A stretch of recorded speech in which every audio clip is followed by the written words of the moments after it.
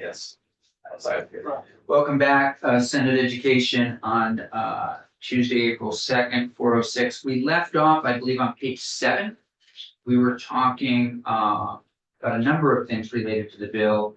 And we will pick up Ms. St. James, probably, I'm thinking,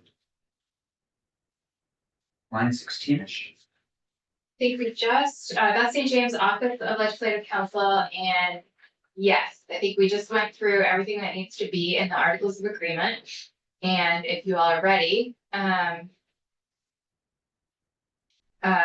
we can move on to the Board of Directors. Please. So I'm on page 7, line 16, subsection C, Board of Directors. So BOCES will be managed by a Board of Directors who the Board of Directors is composed of one person appointed annually by each member SU. And those people need to be either a member of the Supervisory Union Board or the superintendent or the superintendent's designee of the member supervisory union. Okay. Everyone gets one vote. No member of the Board of Directors of a BOCES shall serve as a member of a Board of Directors or as an officer or employee of any related for-profit or non-profit organization. I'm on page 8 now. The Board of Directors have to elect a chair from among their members and then decide what officers they think are necessary for their individual organization. The board may establish subcommittees and create policies and procedures that it feels are necessary. Quick question. Line 2, related nonprofit. Not defined. Not defined. So I'm just thinking there are a lot of things related to education. You could be maybe on a museum board, I mean, all sorts of things, but I'll just, maybe the way to do it is this, if there's a conflict of interest, I'll just mark it. Okay, thank you. And I think, so this bill is modeled, but I should say borrows heavily from the Massachusetts system. Yeah, And they may actually have a definition of related for-profit or not-profit, so. okay. But that term is not defined in this bill. So I'm on page 8, line 6. Each member of the Board of Directors shall provide updates on the activities of the BOCES on a quarterly basis to the members appointing SU board at an open meeting. Okay. Subsection D, line 10, the number of BOCES, there shall not be more than 7.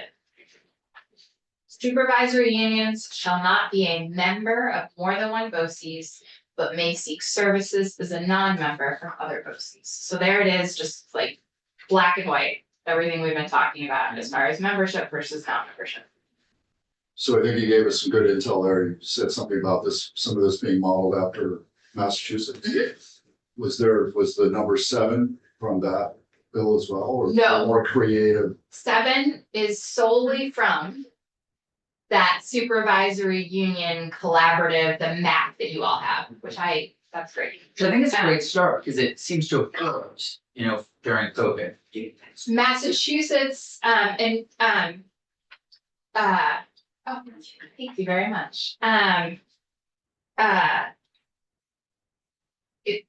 There was various different testimony on how to do this. Some of the testimony that House Education heard was, if the goal is economy of scale, if you don't limit the number in some way, then you could potentially dilute the effectiveness of a BOCES.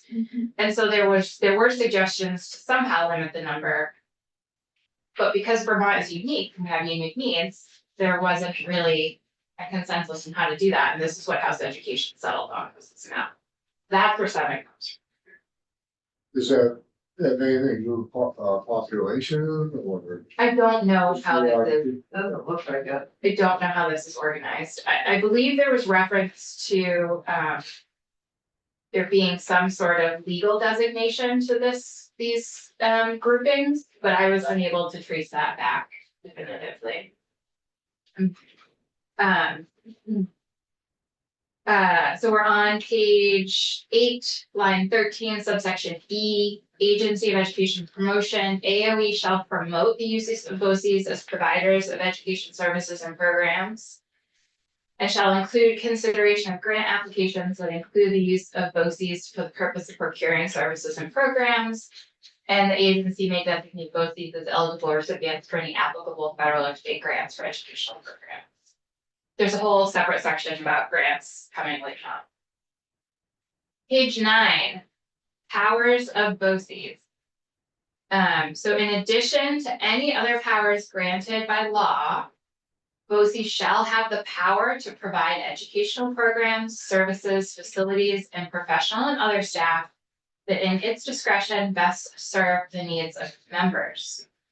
And then the BOCES has to follow applicable and state federal laws and the provision of their services, including Section 504 of the Rehabilitation Act and IDEA, so special education laws.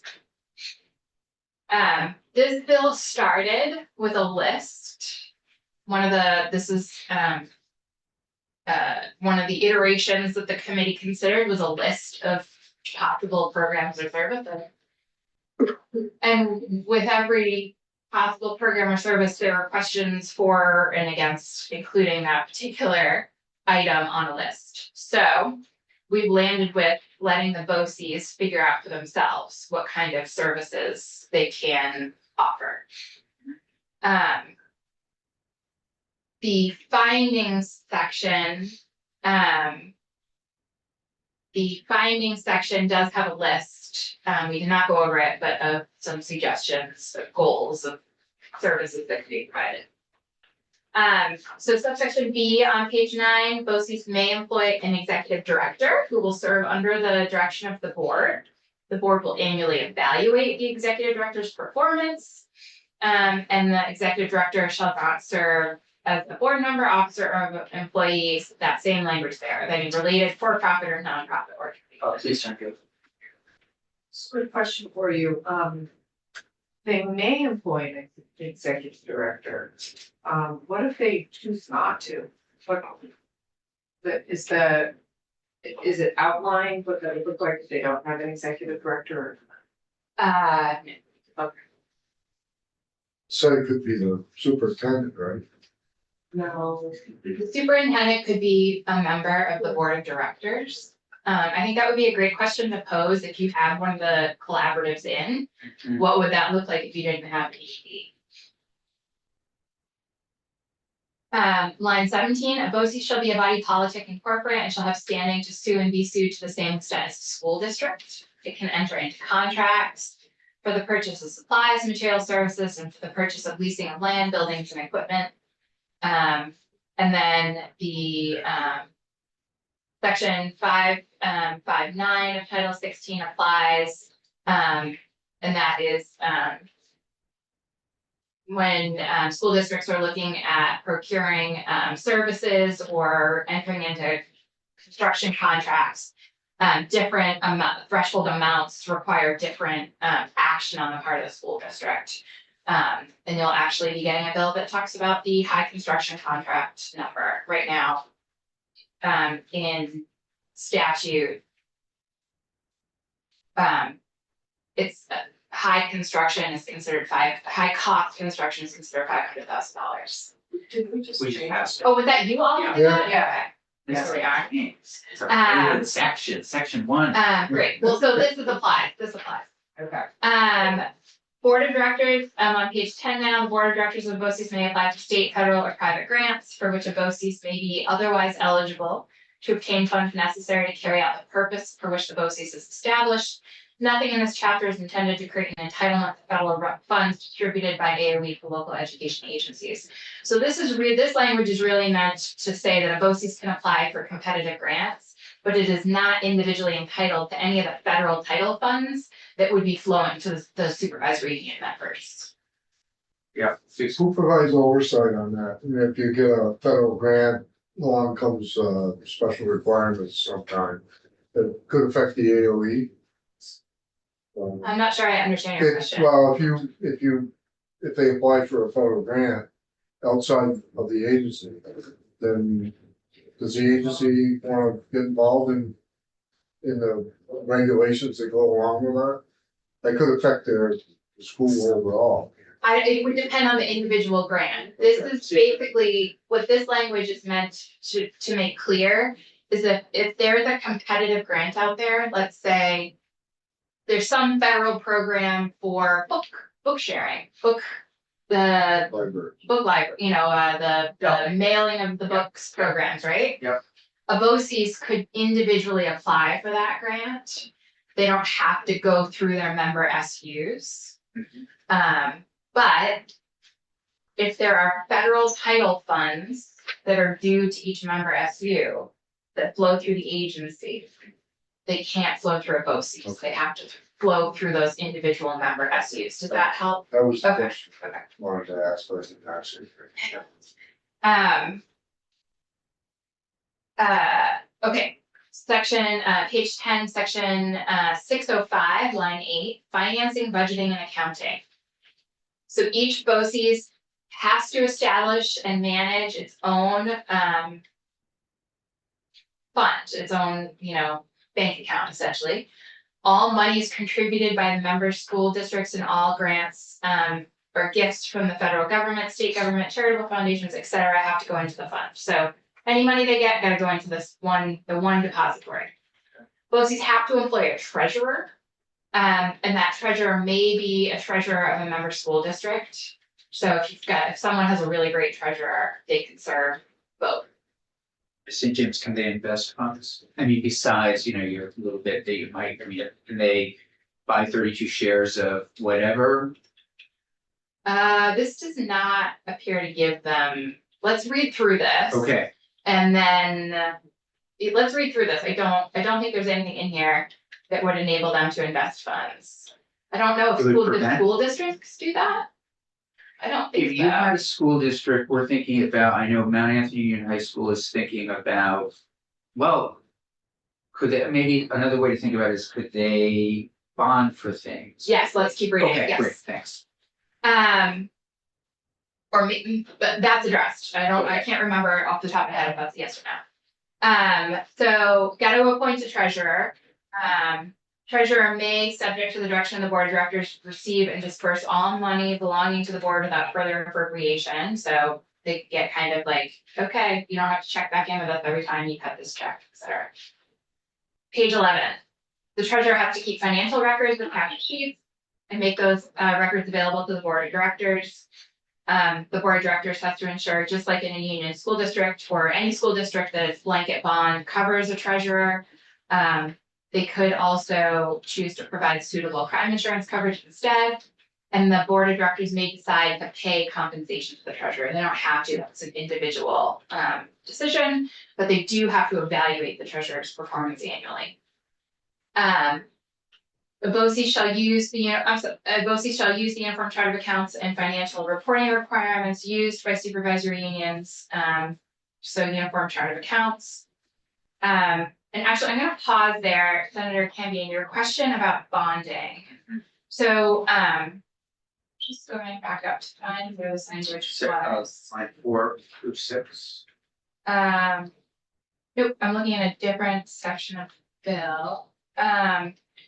So one thing I will point out is a BOCES is not a municipality and does not have tax capacity.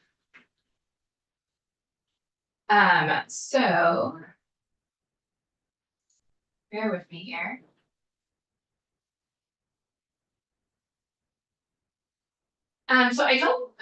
So on page 9, line 18, a BOCES may enter into contracts for the purchase of supplies, material, services, and for the purchase of leasing of land, buildings, and equipment as considered necessary. I don't think there's any bonding capability. So no bonding, no investments, so dollars are pretty well protected. We're talking about local bank account kind of level of sort of fiduciary responsibility. Yes. Yeah. Senator Sheen. I answered mine. Thank you. Yeah. So I'm thinking if it's a nonprofit, they can't make a profit, but as long as they, at the end of the year, You know, they have to do a 990 N, they would probably have to have somebody come in and audit their books. Yeah. Oh. Yeah, you're right. Wouldn't you know it, Yeah. the next section Oh.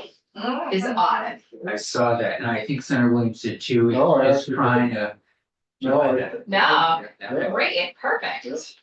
So annually, a BOCES have to, I'm on page 11, line 13.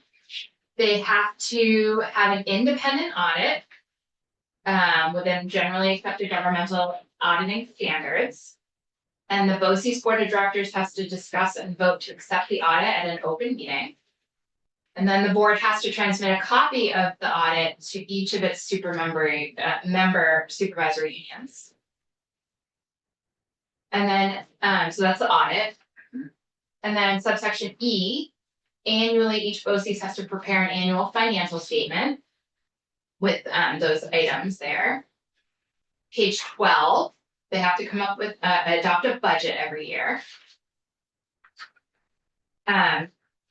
This is what I was thinking of, related to your question about bonding. They can take out a loan. Okay, So, on page 12, subsection G, the BOCES may, upon approval of its members, negotiate or contract with any person, corporation, association, or company for a loan. And then there's some restrictions on that. So not to exceed the difference between the anticipated revenues for the current fiscal year and the amount credited to date to said budget in order to pay current obligation. so James, do you ever know if the fiscal note was given on this? If not, I'm just thinking, we're gonna have to hire a CPA probably, you know, there's going to be all sorts of Let me see, I don't, procurement of sort of other services. there is fiscal note and, I'll let Julia speak to that, Okay. but I will just say it's a very short fiscal note. Okay. Great.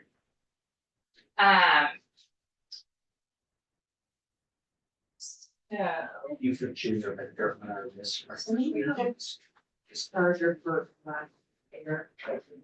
You did for that. My client. do you wanna keep going? Please. Okay. So we're on page 12, line 11, annual report of public information. So each board of a BOCES has to prepare an annual report, have it printed and distributed to the boards of its member SUs, and then the annual report has to include at a minimum information on the programs and services that are offered, including information on the cost effectiveness of such programs and services, and progress made towards achieving the objectives and purposes set forth in the Articles of Agreement. And then the audited financial statements and the independent auditors report. And then BOCES are required to maintain an internet website that makes the following information available to the public. A list of the members of the board of directors, copies of approved minutes of open meetings, copies of the Articles of Agreement and any subsequent amendments, and a copy of the annual report, which includes the auditor's report. Any questions before we go on to employment? Okay, I'm on page 13, line 8, section 607, employment. A BOCES shall, line 9, a BOCES shall be considered to be a public employer and may employ personnel, including educators, to carry out the purposes and functions of the board. Annually, the board of a BOCES shall conduct an area survey of the salaries of the educators and staff employed by the BOCES member SUs and school districts. So may I ask, public employer, what does that sort of allow for give employees benefit? I mean, what is? Yep, there's more specifics Right, coming. thank you, thank you. No person shall be eligible for Wow. employment by a BOCES as an educator unless the person is appropriately licensed by the Standards Board pursuant to Chapter 51. So there's that same requirement in public schools. All their teachers have to be licensed by the Standards Board, so all BOCES educators have to be licensed by the Standards Board. And so here, Senator Campion we're gonna go through a series of subsections, and then the rest of the bill is essentially conforming amendments to make these subsections work. All about the benefits that these employees would be entitled to. So subsection C, A person employed by a BOCES as an educator shall be a participant in the state teachers retirement system. And then there's a conforming amendment later on in the bill to make that possible. A person who is, I'm on page 14 now, a person who is employed by a BOCES and who is not an educator, so non-teacher or administrator, shall be a participant in the Vermont Municipal Employees Retirement System. And that's how it works currently. Okay. Teachers are part of the teachers retirement system, and if you're not an educator, you're not a teacher, but you still work for the school district, then you would be part of the municipal employees retirement system. This might be a question for when we see Rep Bus again, but why would a BOCES hire a teacher? So that example I gave about the art teacher, Yeah, oh, I see, in that way, yes, got it. so they're the Got it. So employer. they are the. No one's gonna wanna work for BOCES if they can't be a part of the Totally. retirement system, or you'll see collective bargaining. So I et see, cetera. okay, got it, Senator Sheen. One thing I'm curious about, if a BOCES wants to contract with a plowing company for snow, and they, the two districts want to share that, obviously, not an educator, where does that fall under, or does it fall under this, and would they be able to split the cost of that type of service? Yes, so so are we talking about employment, or are we talking about just the BOCES powers in general? I guess it would be a contract, but I guess BOCES power in general. So, yes, I think Rep Bus, you heard her talk about how transportation was one of the services they talked about a lot. So the BOCES would be a party to the contract. And they would probably negotiate it for all of their members or anyone who is buying a service from them.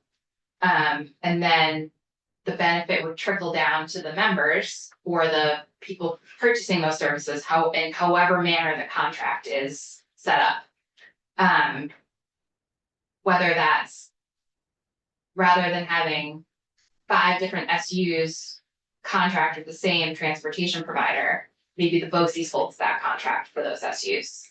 And maybe they get a little bit of a better deal because of the economy of scale of being able to give the transportation provider or the plow provider a guarantee of more business versus all those individual contracts of just being one contract.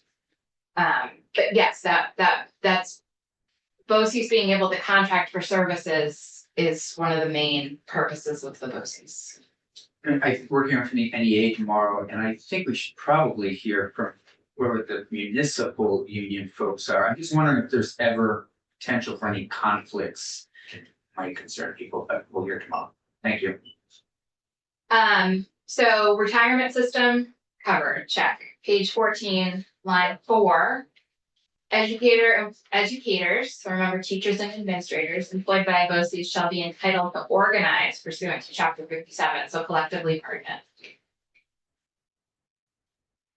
Subsection F, employees employed by a BOCES and who are not educators shall be entitled to organize pursuant to Title 21, Chapter 22, which is collective bargaining and labor. That's the labor title for all of those non-educator teachers. And then finally, subsection G, educators and employees who are employed by BOCES shall be provided healthcare benefits pursuant to Chapter 61 of this title, which is the teacher's healthcare benefit chapter. So employees of the BOCES would be entitled to all of those benefits in the same way that someone who's working for the supervisory union or the school district would be entitled to them. And then there, like I said, the rest of the bill is mainly conforming amendments to make those possible. And so there's more to the bill, but that's it for chapter 10, the BOCES chapter. Mm-hmm. The rest of Chapter, yeah. the rest of the bill, there's some transition language, which is important. There's a startup grant, and then there's conforming revisions. Do you have an appetite to keep going? It is 4:30. I think we need to, thanks. So on page 14, line 10, section 3, this is the transition and reporting language. So as Rep Bus indicated to you earlier, this bill does not require anyone to form or join BOCES. What it does require in subsection A here is that on or before July 1, 2026, every supervisory union board has to consider and vote on the desirability of establishing a BOCES. So they have to get together and make a decision, yes or no. And then there's that same limiting language there shall not be more than 7. And then if some SUs get together and they do decide it would be beneficial to operate a BOCES, they have to hold an organizational meeting on or before July 1, 2027.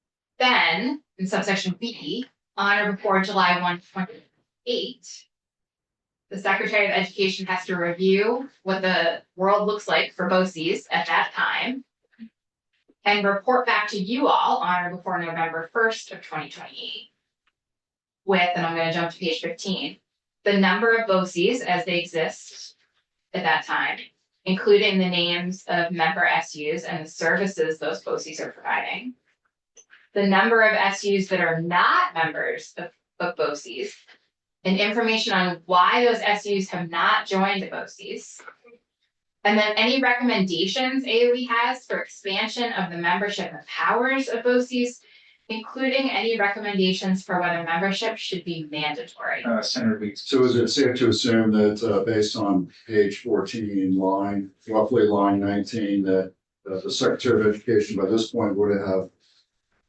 have considered the applications for establishments of BOCES and decided on which 7 survive? Hopefully, yes, but there may be none, right? Right. Right, I get that, but the limit of 7 is, I think, more maybe relevant than 0.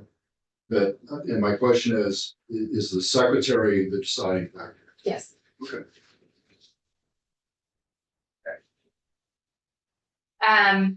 So that's the report back. So that's the scheme. You don't have to do it, but you have to consider it. And then AOE reports back to you all on what BOCES look like, why folks haven't joined if they haven't, and any recommendations for BOCES in the future.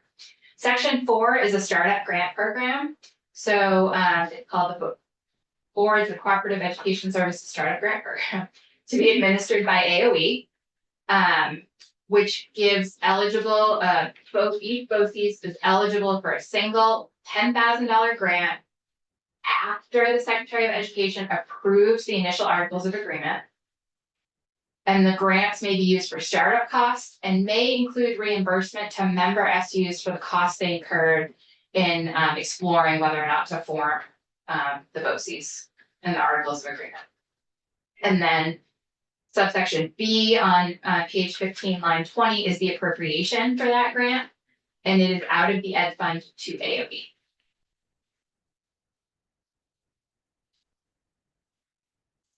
So now we're going to go into some conforming revision. So duties of a supervisory union board. There are some conforming revisions. This one's a little bit more than conforming, I would say. So here's that language that enables supervisory unions. I'm on page 16, line 9. This is an amendment to section 261A, which are the duties of the SUs. Here's some language that allows SUs currently to form those joint contracts that I talked about at the beginning of our walkthrough. And so added to this section is enabling language to allow SUs to also form boards of cooperative education services pursuant to that new chapter 10 that we just walked through. So, again, like going backwards just a step, so page 15, roughly around line 15. That if a BOCES doesn't survive the Secretary of Education's approval process, they don't get reimbursed. There is no BOCES then.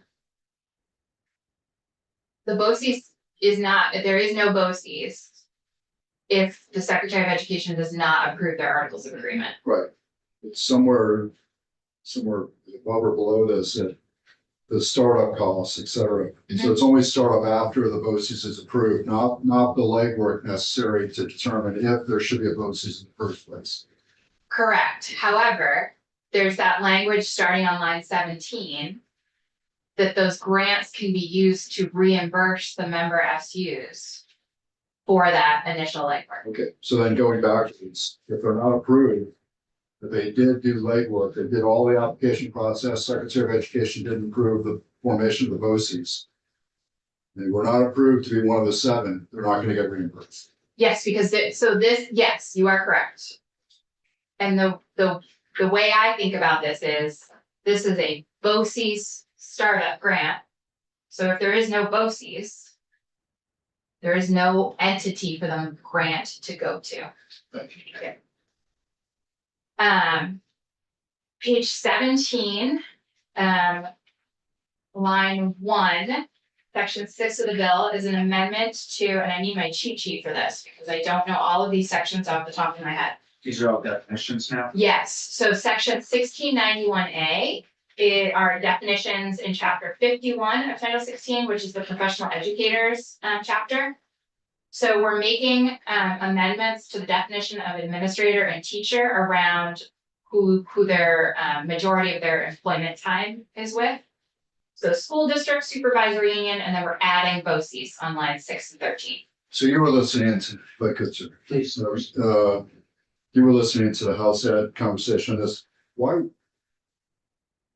So say that there's 20 potential BOCES that apply to Secretary of Ed, but only the surviving 7 get reimbursed for their cost. Why doesn't the cost clock start after the Secretary of Education approves who are the BOCES, as opposed to be reimbursed for costs incurred during the exploration and formation of BOCES? You understand the difference? I'm not, so are we back in the grant program? Yeah, on page 15, line 18 and 19. So if grants may be used for startup costs. Right, that's good. I get that. Mhm. But it's reimbursement for costs incurred during their exploration Yep, and formation. yep, So say 20 organizations go to submit to be a BOCE, 7 get selected, Mhm. 13 don't get reimbursed, 7 do. Mhm. Seems a little odd that anybody would get reimbursed unless all 20 were reimbursed for that effort for that is a exploration and formation. policy decision Okay, that you can that's certainly fair. make. Thank you.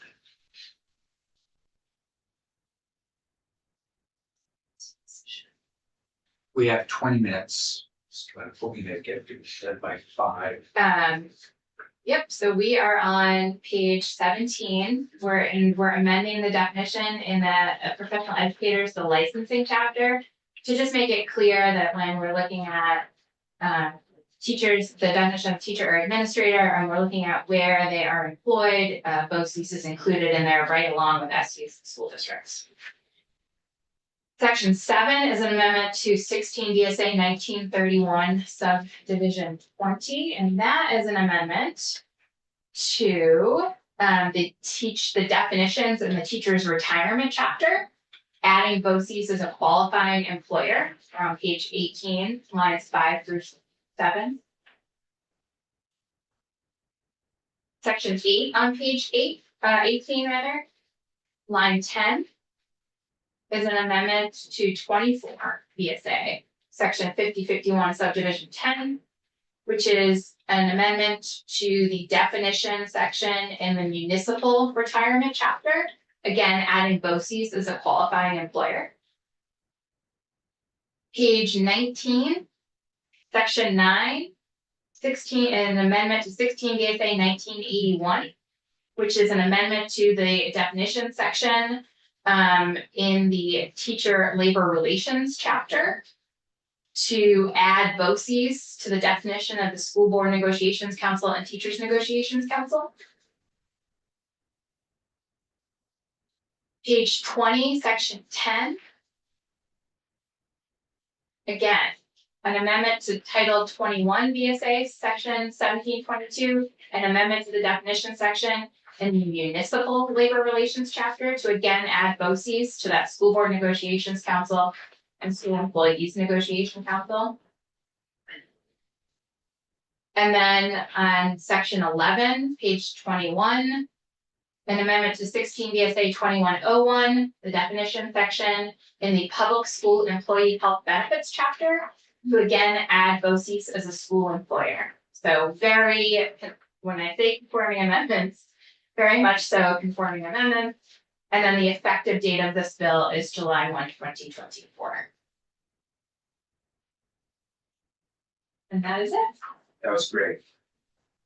Maybe what would you like to do with this? We have folks coming in tomorrow, just trying to get a sense of this, we'll hear from everybody, but first impressions, yeah. I like it. I think there's some parts that need probably some more refining. And I definitely what I think Senator Hewlett mentioned, hearing from the V's, I don't know if that worked or tomorrow, but I think that would be important. But no, I like the idea of it. Senator Weeks. I'm conflicted between supporting this effort versus supporting a significant consolidation of supervisory unions. And the reason I say that is I'm hesitant to set up a bureaucratic layer that could be supporting the efficiencies at a grander scale than is envisioned here. Like, I understand the concept and I get it, but it's kind of one or the other. And from the superintendents, I don't hear that they want a BOCES. I hear that they support a larger supervisory union. And it could be as large as a county or regional scale, or one in the state. I've heard that many times. Anyway, I'm conflicted on whether to support one effort or the other. Me too.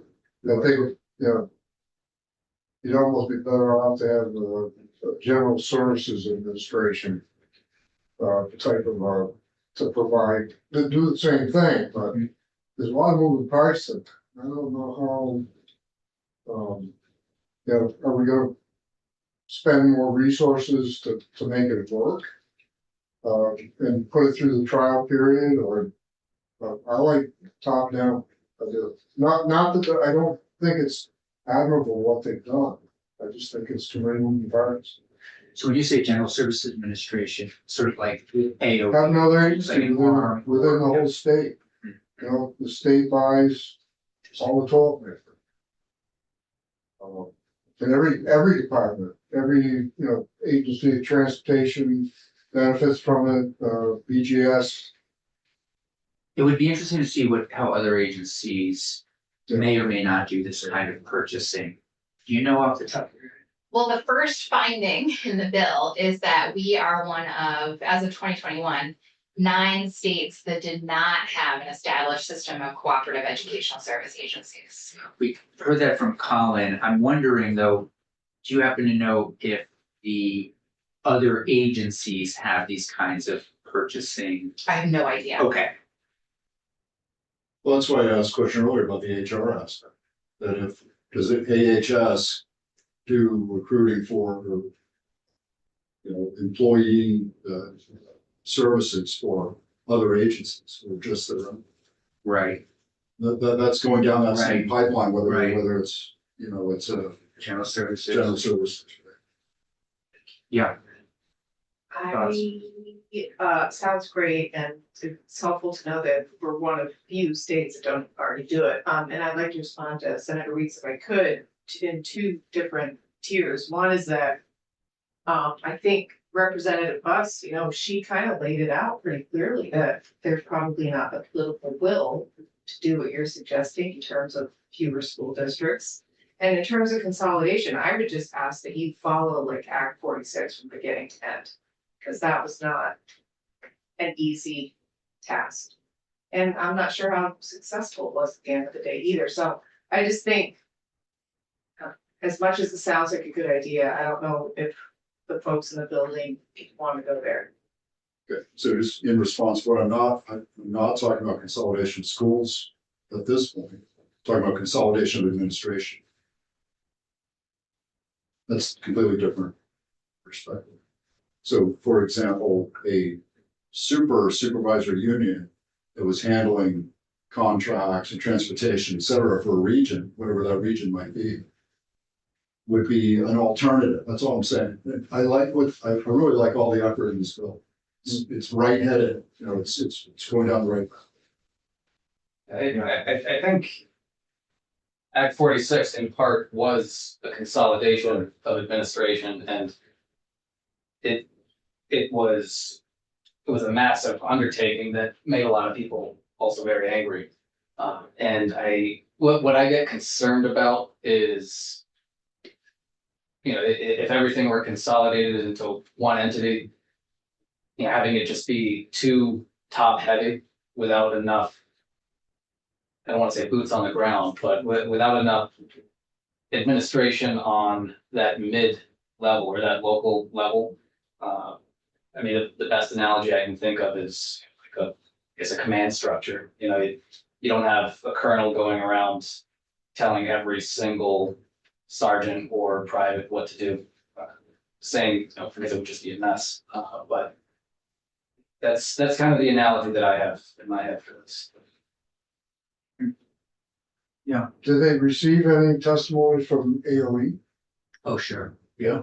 Toward the end, they said, I think Rep. Bus said, Okay. they weren't sort of the initiators of the Right. bill, but toward the end, they. Took out more work, personal. That maybe they were gonna jump on it. Yeah, it's interesting. I think the legislature doesn't, I could be wrong, between this committee and finance, doesn't leave, call it 100% successful without taking some money saving steps, whatever that might look like. It might look like something similar to what Senator Weeks is talking about around some kind of either study or work toward consolidation of administration.